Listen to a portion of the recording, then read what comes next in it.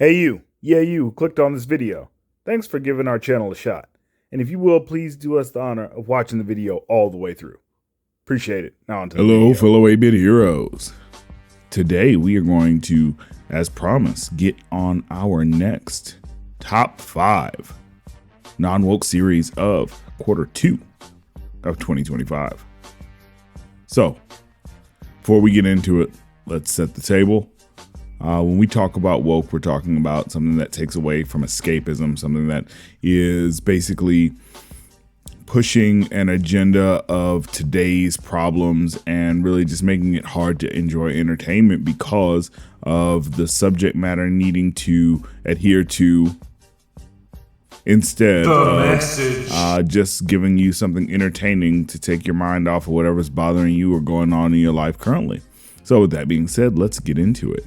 So our number 5 series is Moonrise. Trapped at the height of a cosmic conflict between Earth and the Moon, Jack enlists as a scout in Earth's army seeking revenge against the Moon's rebel forces, but ends up discovering an unexpected leader. Okay, let me get into this, guys. So Moonrise, first of all, can be seen on Netflix. The whole series is out, so you can binge it if you like. I would suggest doing that because it's amazing. Now, with that being said, this series is a lot deeper than the description leads on. So this series really talks about like topics like AI, space travel, friendships, adult friendships in particular, and what family actually means. And so it's really good. The animation is awesome. The fights are great. The action sequences, the detail to the faces and all of that stuff. And the technology is pretty close to ours. This is almost set in a very, very near future scenario. So if you like anime, if you like sci-fi, and if you like series that don't take a long time to get going, Moonrise is definitely for you. I'm just going to put that out there right now. And I'm not just saying that because the main character and I share a name. So let's get on with the next one. Number 4. Number 4 is Motorheads, which can be seen on Amazon Prime Video. A group of outsiders in once thriving Rust Belt town form an unlikely friendship over a mutual love of automobiles. Okay, so I don't normally like coming of age dramas in current year. And the reason for that is because they usually suck. But this one was a pleasant surprise, and coming from Amazon of all places.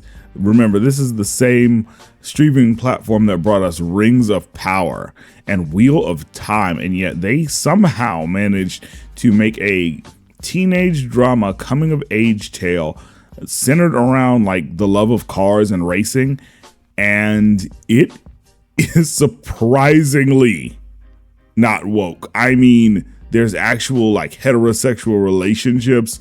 There's like nuclear families. I can't even begin to describe how out of place and out of time this series is.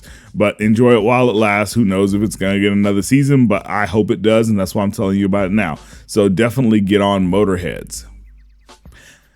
Number 3, Countdown.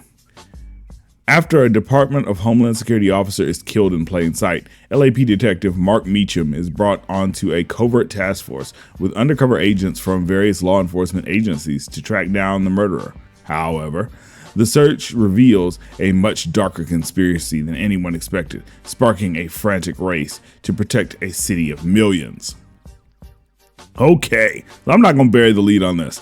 This is Jensen Ackles' new project. If you don't know who Jensen Ackles is, first of all, shame on you. But he played Dean Winchester in Supernatural and Soldier Boy in The Boys. So he's awesome, and this show is awesome.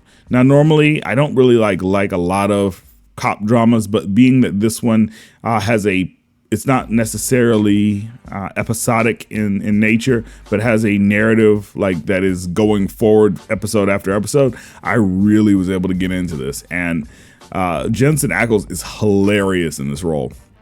I mean, he's great when it comes to the action, but he's also like with the comedic timing, it's wonderful. And like you would expect like a show like this to have like a girl boss, and like that's just not here. It's just not in this series. If you liked old school cop drama shows, or like 24, like if you like were a fan of that show, like definitely give this a shot. Or if you're a fan of Jensen Ackles, also give this a shot. So, number 2, Teogonia.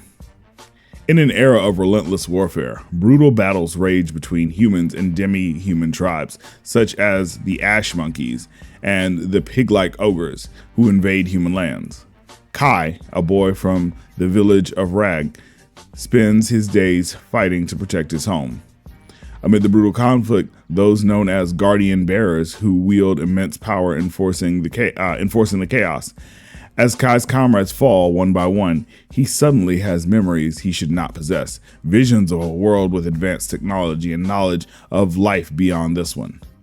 Though once just a simple villager, Kai is soon thrust into extraordinary trials. A grand fantasy tale unfolds, chronicling the struggle of growth of a single boy in a ruthless world. Okay, so dude, this is a really good one. I really enjoyed this. This is an anime. It's on Crunchyroll. And what makes this special is that you have this young man who is really, he just wants to be the best he can be. And I think that that's lost in a lot of media that we watch currently. And along the way, because he wants to be the best he can be, he is able to amass a group of friends that are trying to help him in this goal, and also to protect the villages and the country that they live in. So I really enjoyed this. The animation is actually really good. It subbed and dubbed, so I mean, really, it just depends on what your preference is. You know, anime is anime. Watch it and enjoy it because it's a great story. So let's get to number 1. Number 1. The Bondsman.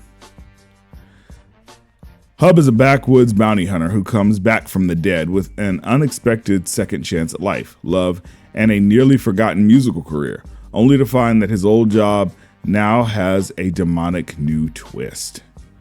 Okay, so this stars Kevin Bacon, and it is awesome. Think a funny version of Supernatural where the main character is immortal. So Hub, played by Kevin Bacon, basically is a bounty hunter who is killed, but he is also chosen to be Hell's bounty hunter. And because of this, he now possesses the ability to not die. And it is great. The cast is amazing. The lead singer from the band Sugarland is actually plays Hub's wife or ex-wife in the series. And oh man, it's funny. It's got great action. The story's very compelling. The best character though is Hub's mom. She is the funniest character in the series. So definitely give this a watch. Let me know what you think of it, but it was amazing. Now, I need you guys to do me a favor. So Amazon, which is where you can watch this, in its infinite wisdom, canceled this after the first season. However, there is a campaign going on social media to save The Bondsman. So if you watch this and you love it, please, just put your support behind saving The Bondsman, because it was definitely a fantastic show. And we're in a world where, the Rings of Power gets renewed every year, but a great show like this only gets one season. So definitely put your support behind this show, and let me know what you thought about it in the comment section. Let me know what you thought of all 5 of our entries for quarter 2 2025, and we'll see you on the next one. 8-Bit Heroes out. Peace. If you'd like to get a shout out on the channel, then hit that like button, maybe share it with a couple of friends, and do us the biggest honor of all, and subscribe to the channel so you can join the 8-Bit Heroes family. And while you're at it, hit that bell icon so you can be notified when our new videos come out.